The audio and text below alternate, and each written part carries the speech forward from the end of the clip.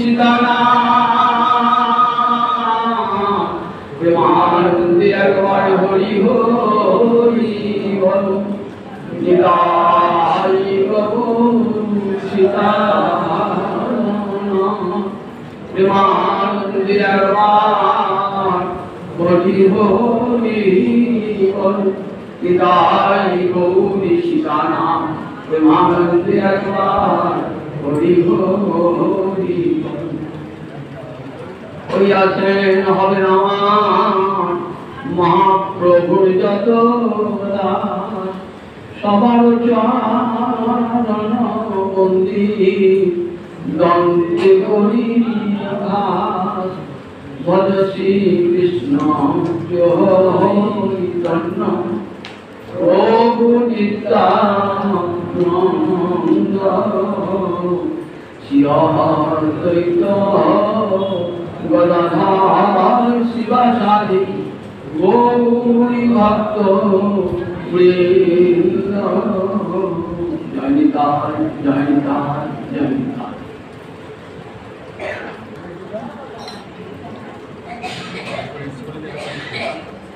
সমবেত ভক্তবৃন্দের চরণে আমার কোটি কোটি দণ্ডবত প্রণিপাত। শ্রী চৈতন্য চৈতামৃতের মধ্যলীলায় সনাতন শিক্ষার কথা আপনারা শুনছেন প্রায় দীর্ঘ কয়েক মাস। অভিধ তত্ত্বের কথা মহাপ্রভু সনাতনকে উপলক্ষ করে বিশ্ব জীবকে শিক্ষা দান করেছেন। অভিধ মানে অভিধীয়তে অনেক ইতি, যার দ্বারা ভগবানকে পাওয়া যায় বা জানা যায় তারই নাম হলো অভিধ।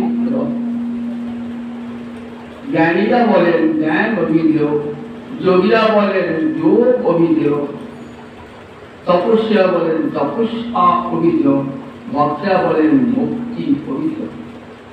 সন্তোষাই পাদ বিচার করে দেখিয়েছেন যে ভক্তি হলো অভিধেয় প্রধান। যোগ জ্ঞান নিষ্কাম কর্ম এরাও ভক্তির মুখ পানে চেয়ে থাকে, কিন্তু ভক্তি স্বতন্ত্রা নিরপেক্ষা কারো মুখের পানে চেয়ে থাকে না। কর্মের জ্ঞানের যোগে কারো মুখের পানে ভক্তি মহারানী চেয়ে থাকেন না, কিন্তু কর্ম জ্ঞান যোগ তপস্যা এরা ভক্তির মুখের পানে চেয়ে থাকেন। আবার কর্ম জ্ঞান যোগ এদের অধিকারী ভেদ আছে। সবাই কর্মাধিকারী নন, সবাই জ্ঞানাধিকারী নন, সবাই যোগাধিকারী নন, কিন্তু ভক্তি এমনই সার্বজনীন, জাতি ধর্ম নির্বিশেষে ব্রাহ্মণ শূদ্র নির্বিশেষে সকলের কাছেই গ্রহণযোগ্য।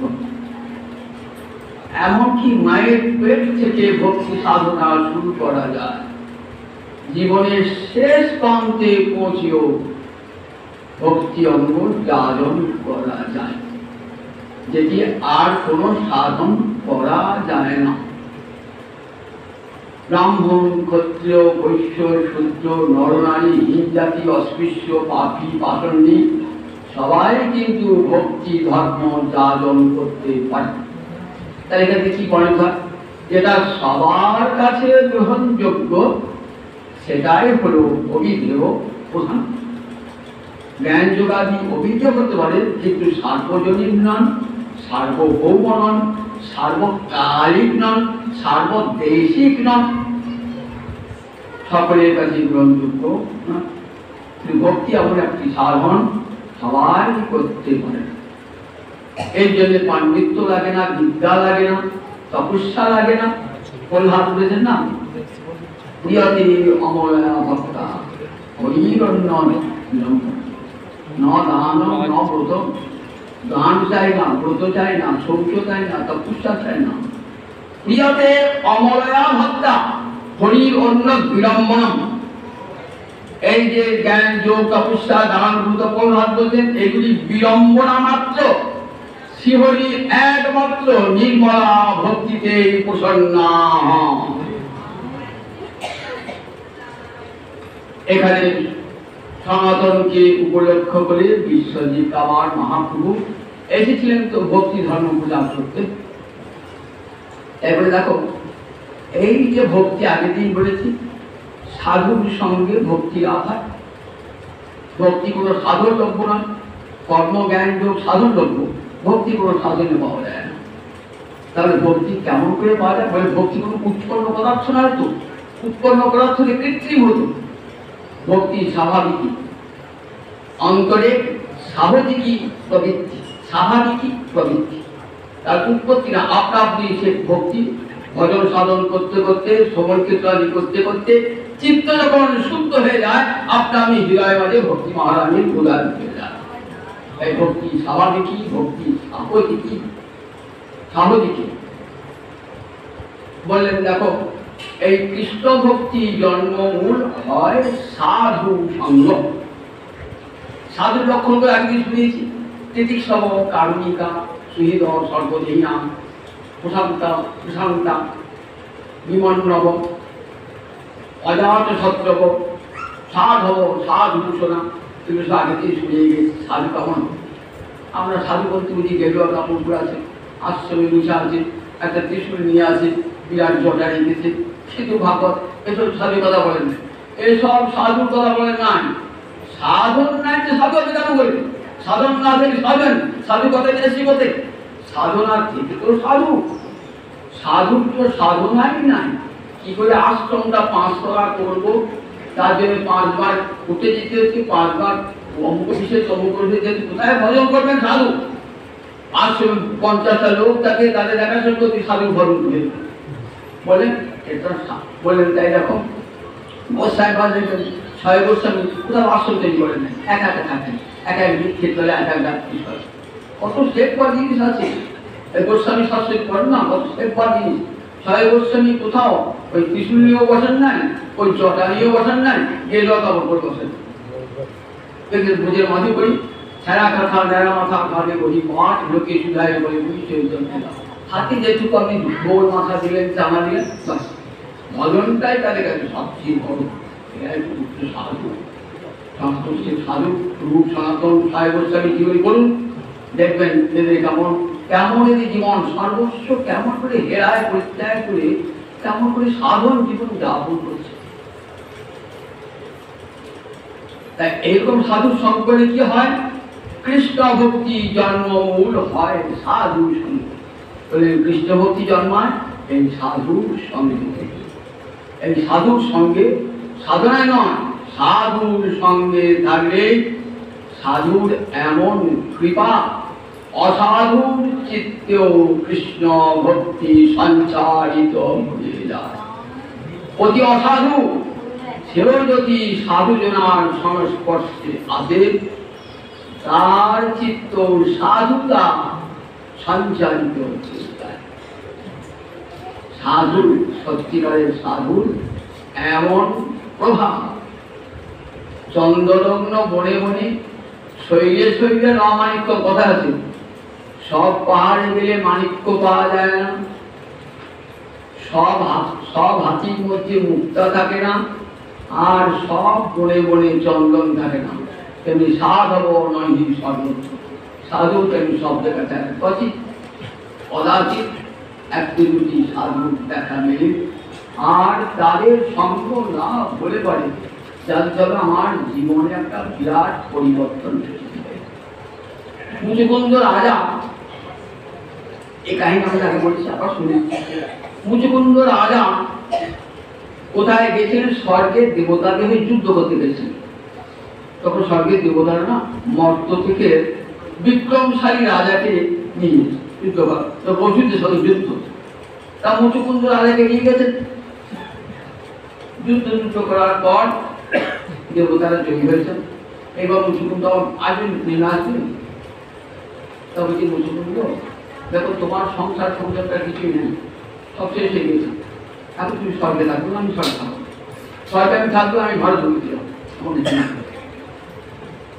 তারপরে দেখো তোমাকে আমরা মুক্তি পাঠতে পারবো না, অন্য যা চাই তাই দিতে পারি। তারপরে একটা জিনিস দিতে পারবে কি, যে আমি যেন দীর্ঘদিন যুদ্ধ করে ক্লান্ত হয়েছি, তো আমি যেন নিশ্চিন্তে গুহার মধ্যে ঘুমাতে পারি। যদি কেউ আমার ঘুম ভাঙিয়ে দেয়, তার যেন সঙ্গে সঙ্গে আমার দর্শনে মৃত্যু হয়ে যায়। আর ঘুম ভেঙে আমি যেন গোবিন্দ দর্শন করতে পারি। যদি আমি গোবিন্দ দর্শন না হয়, আমার ঘুমও যেন না ভাঙে। কেমন রাজা, ঘুম ভেঙেই যেন গোবিন্দ দর্শন। কাল যখন জরাসন্ধ পাঠিয়েছেন, কাল যখন যে মথুরা আক্রমণ করছে, বলে দিয়েছেন কৃষ্ণ দেখতে কেমন, দেখবেন শ্যামবর্ণ, গলায় বনমালা ইত্যাদি ইত্যাদি বলেছেন। তো সেই চিনুকে এই কৃষ্ণ এই বলি, কাল যখন ধাবা করছি, ঠিক যেন গোবিন্দকে ধরে ফেলায়। এই এক হাত পুরাতন, পালাচ্ছ কেন, ছুটে পালাচ্ছ কেন, আমার ভয়ে। গোবিন্দ একটা অদ্ভুত লীলা করবে আজকে। সেই জন্য কাল যবনের সঙ্গে যুদ্ধ করতে হবে না। কাল যবন আপনা আপনি নিজ কর্ম ফলে কাল যবন সেটি সরিয়ে যাবে। গোবিন্দকে হত্যা করতে যাবেন না। গোবিন্দ হচ্ছে নিহত মুক্তি হয়ে যাবে। তো কাল যখন যাচ্ছেন, যেতে গোবিন্দ যেখানে মুচুকুন্দ রাজা ঘুমিয়ে আছে না, সেইখানে গোবিন্দ ঢুকেছে। কাল যখন গুহাতে ঢুকেছে, ঢুকে দেখছে ওই গোবিন্দ একটা লোক শুয়ে রয়েছে। দীর্ঘদিন খৌড় কর্ম করেন, দাড়ি মুড়িয়ালের লোক রয়েছে। আমি যাকে কিছু না, তারপর একটা ছদ্মবেশ বলি আগে লাঠি বেশ। সঙ্গে সঙ্গে মুচুকুন্দ রাজার ঘুম ভেঙে গেছে। তার নয়নের দৃষ্টিতে কাল যখন খুশি হয়ে যায়। এমন সময় নয়নের সমক্ষে দেখা দিলেন মুচুকুন্দ রাজার কৃষ্ণ ভক্তি ছিল, তো তাই কৃষ্ণ দর্শন বলছেন। তখন মুচুকুন্দ রাজা বলছেন, সৎসঙ্গম জড়হি তদেব পরাবরেশে তৈ জায়তে রুচি। সৎসঙ্গম জড়হি, এই ব্রহ্মাণ্ড ভ্রমণ করতে করতে করতে করতে করতে কতবার এসেছি মায়ের গর্ভে, আবার মৃত্যু, জন্ম মৃত্যু হতে হতে হতে হতে হতে ঘুরপাক করতে করতে হয়তো কোনো এক জন্মে সাধু দর্শন হয়ে গেল। সৎসঙ্গ জড়হি, যেই সাধু সঙ্গ হয়ে গেল, তখন কি হবে তা বললেন। তখন তদেব সদগত, সদ মানে শতানুগতি, ভগবান সাধুদের গতি। পরাবরেশে অর্থাৎ ইহলোকের পরলোকের যে অধীশ্বর, অনন্তকারী ব্রহ্মাণ্ডের যে অধীশ্বর, সে গোবিন্দে মতি জন্মিয়ে মতি জন্মে যায়। মুচুকুন্দ রাজা বলছে, ব্রহ্মাণ্ড ভূমিতে ভূমিতে কোন ভাগ্যবান যে গুরু কৃষ্ণ প্রসাদে পায় ভক্তিগতাবি, মালি হইয়া সেই বিহিতি করে আরোপণ, শ্রবণ কীর্তন জলে করজে সিঞ্চন। রূপ গোস্বামী পাদকে মহাপ্রভু বলেছেন, ভক্তি চাখাইতে তার কহি একদিন তুমি বিস্তার করবে মহাপ্রভুর আদেশ রাজ্য করে। বিশাল গ্রন্থ ভক্তির সামর্থ্য সিন্ধু এবং উজ্জ্বল মণি। সিন্ধু থেকে কি পাওয়া যায়? সিন্ধু থেকে মণি পাওয়া যায়। ভক্তিরসে সমুদ্র থেকে উজ্জ্বল মণি রূপ গোস্বামী পাদের মহানাম। এই ব্রহ্মাণ্ড ভাগ্যবাদী, ব্রহ্মাণ্ড ভ্রমণ করতে করতে যদি সাধু সঙ্গ লাভ হয়ে যায়, তখনই গোবিন্দে মতি জন্মায়। যত বিদ্বান হন, যত অভিজাত কুলে জন্মান, যত দান ব্রত তপস্যা ধার, তথাপি কৃষ্ণে মতি হবে না, হবে না, হবে না। বড় কুলে জন্মালেই কখনো কৃষ্ণ ভক্তি হয় না। বিদ্যান হলেই কখনো কৃষ্ণ ভক্তি হয় না। দান ধ্যান ব্রত তপস্যা করলে কৃষ্ণ ভক্তি হয় না। কৃষ্ণ ভক্তি হয় একমাত্র সাধু সঙ্গে, সৎসঙ্গম জহি। ব্রহ্মাণ্ড ঘুরতে ঘুরতে যদি কোনো প্রকারে সাধু সঙ্গ হয়ে যায়, তখন তোমাকে মতি জন্মা। প্রহ্লাদ কি বলছেন না, পিতা হিরণ্যকশিপু ছেলেকে বলছেন, প্রহ্লাদ তুই বলছিস সর্ববেদের সার কথা হরিভক্তি, কথা হরিভক্তি, কথা কথা বুঝে দেখা বুঝলে, এই তো তোর গুরুদেবের সংগ্রাম, এরা তো বলছেন যে বেদের সার কথা হরিভক্তি। বলছে পিতা, বেদ বললেও তার অর্থ উপলব্ধি হবে না যদি মহতের চরণ ধুলির মাথায় না থাকে, মাথায় না থাকে। নৈশাং প্রতিষ্ঠাবৎ কুরুক্রমাঙ্গের পিছতি। কুরুক্রম মানে গোবিন্দ, অঙ্গে মানে চরণ, গোবিন্দের চরণ স্পর্শ করে না যতক্ষণ পর্যন্ত নিষ্কিঞ্চনানাং মণিরসাং পাদরজ অভিষেকম। নিষ্কিঞ্চন মহান সাধু চরণ ধুলায় নিজের মাথাকে ভূষিত না করছি, ততক্ষণ পর্যন্ত সাধু কৃপা লাভ হবে না, কৃষ্ণ ভক্তি লাভ হবে না। শ্রীমদ্ ভাগবতী তৃতীয় স্কন্ধে দেখি এই সাধু সঙ্গের কথা আপনি সুন্দর করে বলেছেন। কপিল তার জননী দেবহূতিকে, দেবহূতিকে কপিলের মা, কার পত্নী? কর্দম ঋষির পত্নী। কর্দম ঋষির পত্নী নাম দেবহূতি। কার কন্যা? মনু কন্যা। কর্দম কার পুত্র? ব্রহ্মার পুত্র কর্দম। আর মনু কন্যা হলেন মনু দেবহূতি। সেই দেবতীর সঙ্গে কার বিয়ে হয়েছিল? দেবতীর সঙ্গে কর্দম ঋষি। তাদেরই সন্তান কপিল। কপিল ভগবানের একটি অবতার, কপিল অবতার। সাংখ্য দর্শন অনুসারে করেছে যে কপিল, সে কপিল নন, কিন্তু সে কপিল হলেন নাস্তিক কপিল, তিনি ঈশ্বর স্বীকার করেন নাই।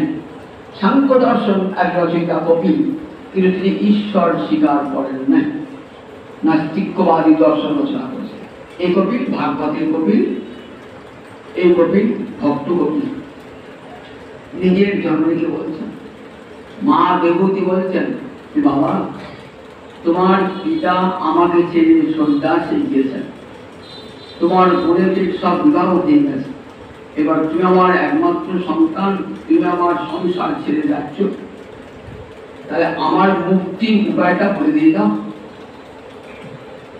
আমি তো সাধন ভজন কিছুই জানি না, দান ব্রত তপস্যা শৌচ কোন সংস্কার আমার নাই, আমি তো সাধারণ অজ্ঞ রমণী একজন, সাধারণ রমণী একজন।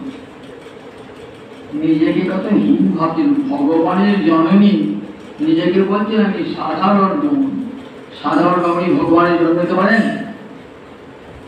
আবার মা দেবতী ভগবানকে পুত্র রূপে পেয়েছেন, অর্থাৎ মুক্তের চেয়েও অনেক উঁচুতে আছেন। মুক্ত পুরুষের চেয়েও অনেক উঁচুতে, তার তো মুক্তি এমনি হয় না, মুক্ত পুরুষের চেয়েও অনেক উঁচুতে ভগবান যিনি পুত্র রূপে পেয়েছেন, তাদের মুক্তি। তথাপি মায়ের অন্তরে পরিটেনেছেন কেন?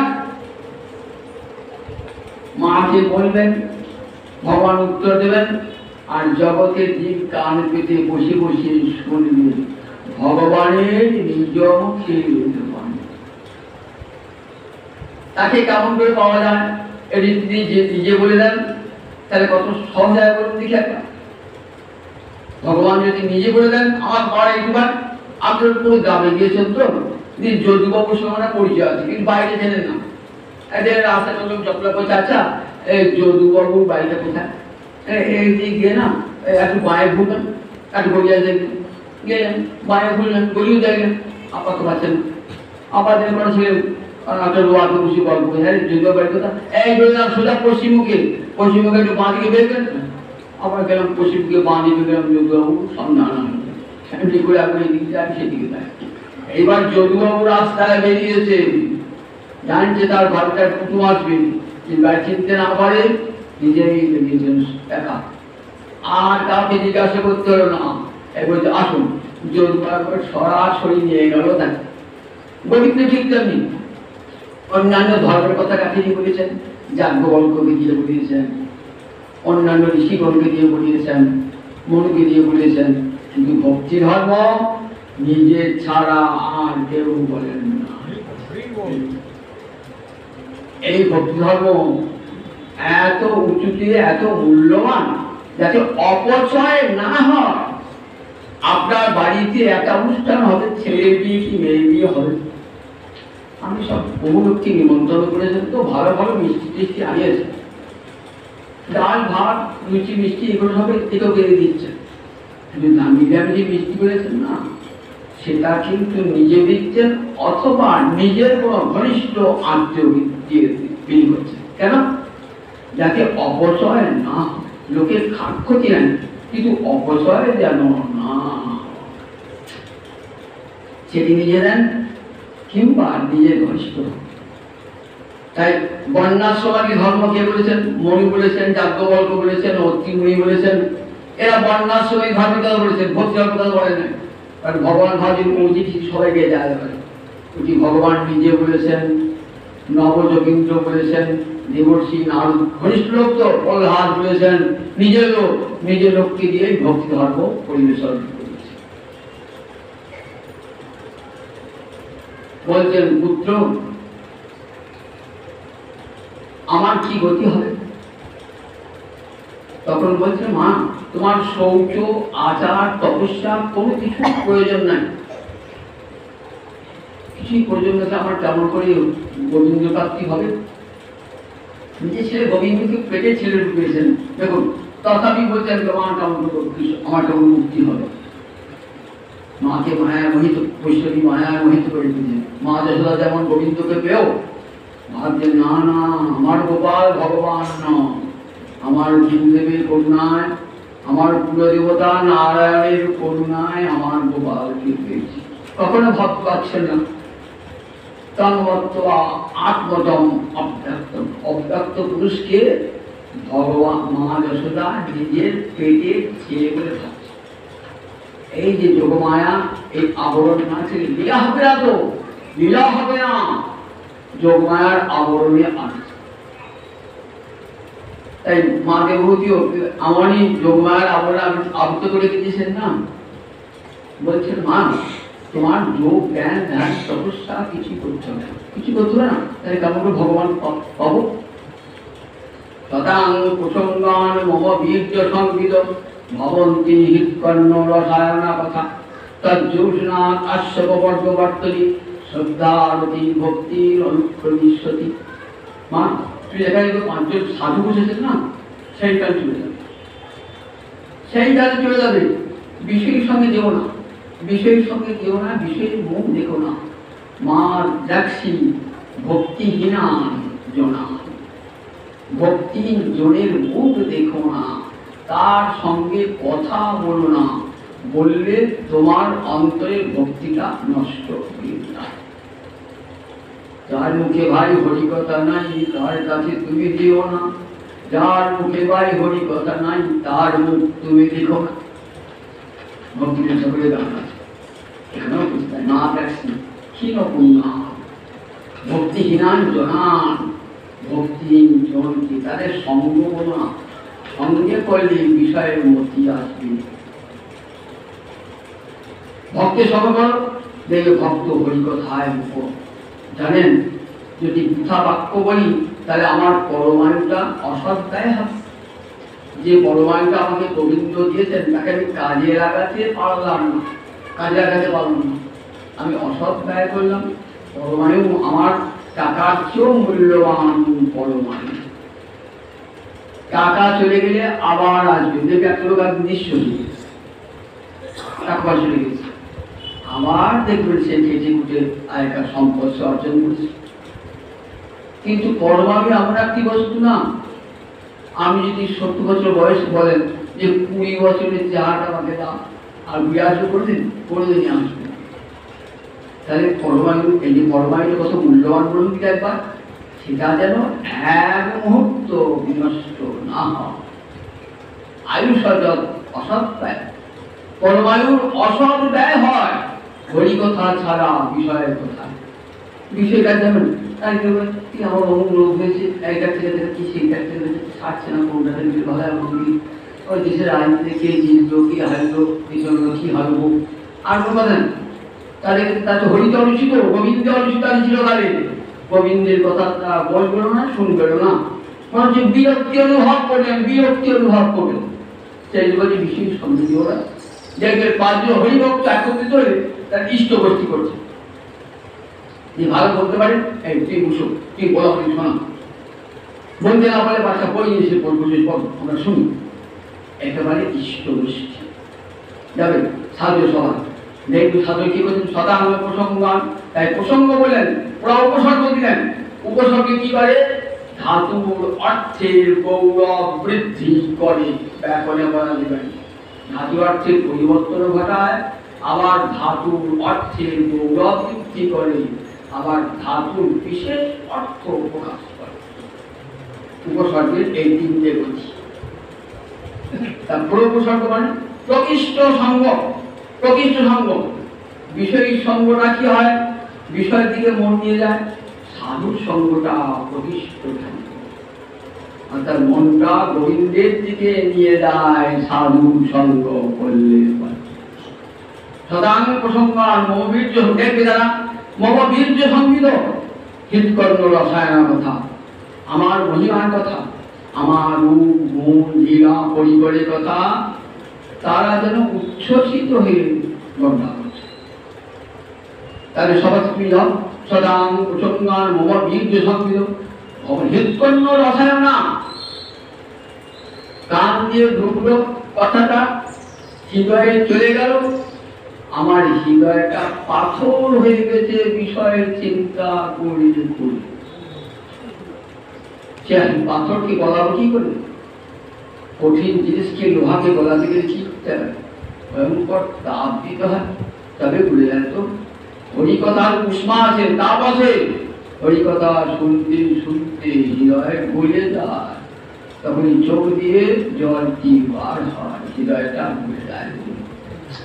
দেখুন হরিকথার এমন শক্তি, যে হৃদয় বিষয়ের চিন্তা করে করে লোহার মতন পাথরের মতন কঠিন হয়ে গেছে, সেই হৃদয়ে কি গৌরব বিন্দা শুনিতে রয়েছিলা, দেহ কইলা চৈতন্য চরি। কবি আগ্রসাই গৌর গোবিন্দ লীলা শুনিতে গড়েছিলা, শিলা পড়ে যাবে। গোবিন্দের বংশীর ধ্বনি শুনে গোবর্ধন পাহাড় বলে গিয়েছিল, জানেন তো, গোবর্ধন পাহাড় বলে গিয়েছিল গোবিন্দের বংশীর ধ্বনি শ্রবণ করে। তাই হরিকথায় কি হয়, গৌর গোবিন্দ লীলা শুনিতে গড়েছিলা, শিলা তো বলে দেয়, হৃদয় তো দূরের কথা, হৃৎকর্ণ রহে হৃদয়টাকে রসায়িত করে দেয়। যে হৃদয়ে কৃষ্ণ চিন্তা ছিল না, রস বৈষা, তার আরাধনা না করলে হৃদয়টা রসায়িত হবে। বেদ কি বলেছেন, রস বৈষা রসম জীবানম লব্ধ্বা আনন্দী ভবতি। ভগবান শ্রীহরি রসস্বরূপ, রসরাজ, তার উপাসনা করলে পরে যত দুঃখ কষ্ট বেদনা সব দূর হয়ে যায়, মনটা আনন্দে ভরে থাকে। লব্ধ্বা আনন্দী ভবতি। সেই রসরাজ গোবিন্দের উপাসনার কথায় আমার মহাপ্রভু জগজ্জীবকে শুনিয়ে গেছেন। গোবিন্দের কথায় সেই রস আছে, হৃদয়কে রসায়িত করে দেয়। তাই মহাবীর্য সংবিত, আমার রূপ গুণ মহিমা লীলার কথা সাধুরা পঞ্চমুখী বলে চলেছেন। হৃৎকর্ণ তাদের হৃদয় রসায়িত হয়ে যায়। গোবিন্দের কথা কাল দিয়ে প্রবেশ করে হৃদয়টাকে কেমন করে রাধারানীর মতন এবার শোনাইল শ্যামনা কানের ভিতর দিয়া মরমে কষিল আকুল করিল মোর প্রাণ। মন প্রাণ আকুল হতে নট ঠাকুর বলেন বসে বসে কান পেতে গৌরীরা শোনো, গৌর কথা শোনো, তাহলে কি হবে? গৌরীরা শুনতে পারে গৌরাঙ্গের লীলা যাহারে কর্ণে প্রবেশিলা হৃদয় নির্মল ভেল দ্বার। কথা শুনলে পারে কি হয়? হৃদয় নির্মল ভেল দ্বার, হৃদয় নির্মল হয়ে যায়। যে গৌরাঙ্গের নামের তারে হয় প্রেমোদয়, তারে মই যাই বলিহারি। শুনলে পরে হৃদয় শুদ্ধ হয়ে গেল, আর মুখে যদি একবার গৌর হরি বলেন তাহলে কি হয়?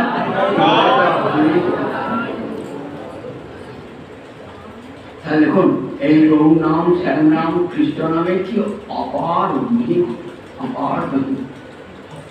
তারপরে যাও সাধুরা বলছেন তো বিচিত্র কথা, আমার বিরাট কথা বর্ণনা করছেন তো বসে বসে গান দিতে শুনতে। তার যশোনা, যশোন মানে সংস্কৃত শব্দ সেবা করা, কথার সেবা। এই যে বসে বসে সেবা করছেন না, ভাগবত সেবা হচ্ছে। ভাগবত সেবা ভগবানের সেবা তো করেনি, ভাগবতের সেবা করতে হবে। দুটো ভাগবত, একটা ভক্ত ভাগবত, একটা গ্রন্থ ভাগবত। এক ভাগবত ভক্তি রস শাস্ত্র, আর এক ভাগবত ভক্তি রস পাত্র। তিনের সেবা ভক্ত ভগবান ভাগবত, তিনের সেবা ঠাকুর রামকৃষ্ণ বুঝিয়ে করেছিলেন। বলে শুধু রাখো ভগবানের সেবা করলে হবে না, ভগবানের সেবা করতে হবে, ভক্তের সেবা করতে হবে, ভাগবতের সেবা করতে হবে। বিশেষ করে ভক্ত আর ভাগবতের সেবা করলে গোবিন্দ চরণে নির্বলাবতী উদয় হয়ে যায়। তদ্যস্মাৎ আশু অপবর্গ বর্তনী শ্রদ্ধা রতির ভক্তির অনুক্রমে। সেবা করলে কি হয়? তদ্যস্মাৎ পঞ্চমী বিভক্তি আছে, হেতর্থে পঞ্চমী বিভক্তি। তদ্যস্মাৎ এই কথার সেবা করার সংশয় কি হয়? বলে আশু খুব তাড়াতাড়ি, আশু মানে তাড়াতাড়ি, অপবর্গ বর্তনী, অপবর্গ মানে মুক্তি, বর্তমানে পথ, মুক্তির পথে তুমি যাত্রা করছো। বৈষ্ণবের কাছে কৃষ্ণ ভক্তের মুক্তি কোনটা? ভগবে লীল হয়ে যাওয়া, ভগবত থেকে লীল হয়ে যাওয়া না, কৃষ্ণ প্রেম লাভ করে কৃষ্ণ সেবাধিকার প্রাপ্ত হওয়া, সে পথেই তুমি হাঁটবে। অপবর্গ এটি বৈষ্ণবেরা মুক্তি বলে। কাকে মুক্তি বলে? ভাগবতী বলা আছে অন্যথা রূপম, অন্যথা রূপ পরিত্যাগ করে স্বরূপেরও ব্যবস্থিতি। অন্যত রূপ আমি রাম শ্যাম যদু মধু ব্রাহ্মণ উকিল ডাক্তার হাকিম ইঞ্জিনিয়ার চলে গেছে অন্য রূপ, অন্যথা রূপ। এটা পরিত্যাগ করে অহং নিত্যং হরে দাস, আমি নিত্যকারে শ্রী হরি দাস, তার অংশ আমি, এই ভাবনার নামই মুক্তি। মুক্তি হিত্বা অন্যথা রূপম স্বরূপের ব্যবস্থিত। আপন স্বরূপে যখন জীব ব্যবস্থিত হয়, আমি কৃষ্ণ দাস এই অভিমান যখন হয় ভক্তের অন্তরে, তখন জীবের মুক্তি। শ্রদ্ধা রতি বিভক্তির অনুক্রমী সতী। আগের দিন আমি ভক্তির ক্রমগুলা বুঝেছিলাম, আদৌ শ্রদ্ধা, তারপর ভাবি সঙ্গ, তারপরে ভজন ক্রিয়া, তারপর অনর্থ নিবৃত্তি, তারপর নিষ্ঠা, তারপরে রুচি, তারপর আসক্তি, তারপরে ভাব, তারপর প্রেম। কতগুলো ক্রম পার করে দিতে তবে প্রেম লাভ হয়ে যায়। তো এতগুলো পথ পার হয়ে তবে প্রেম লাভ হয়ে যায়। এর মাঝে আবার কত অনর্থ এসে হাজির হয়ে যায়, প্রেম লাভের পথে প্রতিবন্ধক হয়ে যায়। কিন্তু হরিকথার সময় কেমন হতো? শ্রদ্ধা আজও বলে স্তরগুলার একটা একটা যেতে হবে না, একবারই শ্রদ্ধা রতি ভক্তি অনুক্ত বিশ্বাস। আমি বুঝতেই পারবেন না যে এত বড় স্তর পার করে কিরকম। শ্রী গোস্বামী বা ভক্তি রসামৃত একটা টিকা লিখেছেন, টিকাটার নাম দুর্গম সঙ্গমণি। সেই টিকায় বলছেন 100টা পদ্মের পাবি একত্র করি, 100 পর উঠাই এক ছোট্ট সুই দেন। প্রথম কথা যে বিদেশে না বিশেষ কথা দিই, এতই পদ্মপাতা পদ্মের পাবু নরম না, আমি টুক করে ফুটালেন পদ্মপাতা প্রথম পাবিটায় দেখলেন 100 কেজি।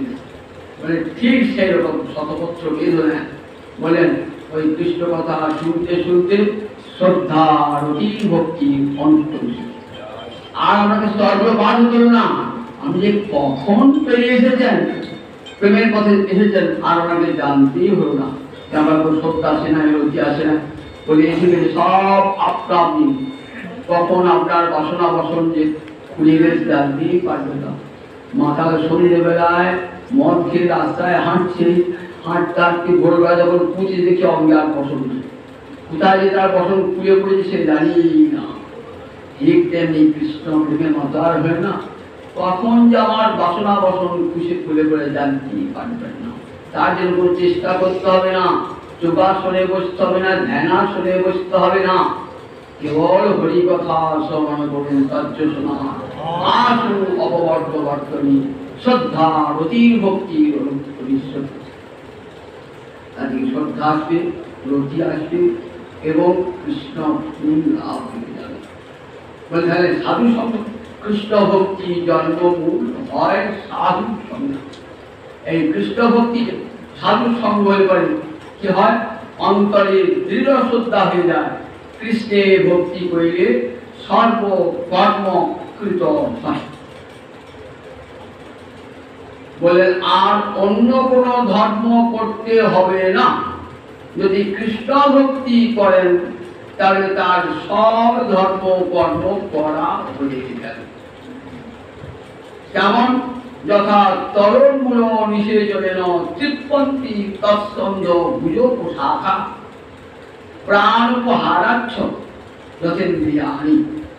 বললেন দেখো এই তুলসী গাছটা বাড়ি লাগিয়েছেন তো, আমি রোজ জলটা ঢালেন কোথায় বলুন দিকে, একবার মুখে ঢালেন, তাহলে তুলসী মঞ্জরি তুলসী পাতা তুলসী ডালগুলো আপনি বিকশিত হবে। কারণ গাছেরা খায় কি দিয়ে, শিকড় দিয়ে খায়, তাই গাছের নাম পাদপ, চরণ দিয়ে খায়, সেটা তার গাছের একটা নাম পাদপ, চরণ দিয়ে খায়। তাহলে জলটা চরণেই ঢালতাম, যে কোনো বৃক্ষের নিচে ঢালতাম, মূলে ঢালতাম, মূলে ঢাললে শাখা প্রশাখা সব থেকে। বলেন সকলের মূল গোবিন্দ, অহম আদি সর্বেশাম, আমি সকলের আদি।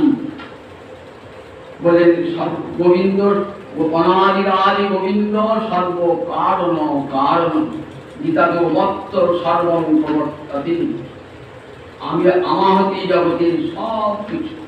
তাই সেই গোবিন্দ চরণে ভক্তি করলেন কি হয়, সব দেব দেবী পূজা হয়ে যায়, সব সাধন ভজন হয়ে যায়, ধ্যান জ্ঞান সব যোগ সব হয়ে যায় কৃষ্ণ ভক্তিতে। মহাভারতে বৈষ্ণব ঋষি বলছেন আকাশাৎ পতিতং তোয়ং যথা গচ্ছতি সাগরং সর্বদেব নমস্কার গচ্ছতি কেশবং গতি। আকাশ থেকে যদি এক বিন্দু জল পড়ে দেখবেন জলটার গতি কোন দিকে, কি করে বুঝবো? আর জল ঢালুন, আরো জল ঢালুন, আরো জল ঢালুন, আরো জল ঢালুন, ঢালবেন জলটা এই নর্দমা, নর্দমা থেকে একবারে গঙ্গা, গঙ্গা থেকে একবারে সাগর। তাহলে এক বিন্দু জলের গতি প্রতি সাগরের দিকে গতি। ঠিক তেমনি একটা প্রণাম যদি গোবিন্দকে জানান না, সর্বদেব নমস্কার, সব দেবতা সেই নমস্কার সব। তাই কৃষ্ণের ভক্তি করলে বললেন কৃষ্ণের সর্বকর্মকৃত হয়। তাই গীতার জ্ঞান যোগাদির কথা সব বলে শেষে ভগবান বলেছেন সর্বধর্মান পরিত্যাজ্য মাম একম শরণম নিজেকে দেখে বলছে মাম একম একমাত্র আমার চরণে শরণাগতি গ্রহণ করো। বর্ণাশ্রমাদি ধর্ম পরিত্যাগ করলে যদি পাপ হয়, অহংকার সর্বপাপেভ্য মোক্ষেশান, আমি তোমাকে সমস্ত পাপ হতে মুক্তি দান করব। মা সুচ করুণা আরম্ভ হলো। দেখুন অসচ্চান অন্ন সুচসঙ্গী শেষ হলো মা সুচ। শাস্ত্র তাৎপর্য নির্ণয় করতে গেলে তার উপক্রমে কি আছে, উপসংহারে কি আছে। শ্রীমদ ভাগবতের প্রথমে সত্যং পরং ধীমহি, আমার শিশু সত্যং পরং ধীমহি, উপক্রমে যা উপসংহারে। গোবিন্দ চরণে শরণাগতি। এই শরণাগতি কত প্রকার, তাকে বলে শরণাগতি, মুখে বলতে হয় না। এটা আবার আগামী রবিবার দিন শোনাবো, 8টা বেজে গেছে আজকে, আর আমার পাঠ করতে দেবে না। আর আগামী শনিবার, আগামী রবিবার আবার শোনাবো শরণাগতি কত প্রকারের শরণাগতি, তাকে শরণাগতি বলে। এই বিস্তার করে শোনাবো আগামী সপ্তাহে। জয়ন্তায় আজ এই না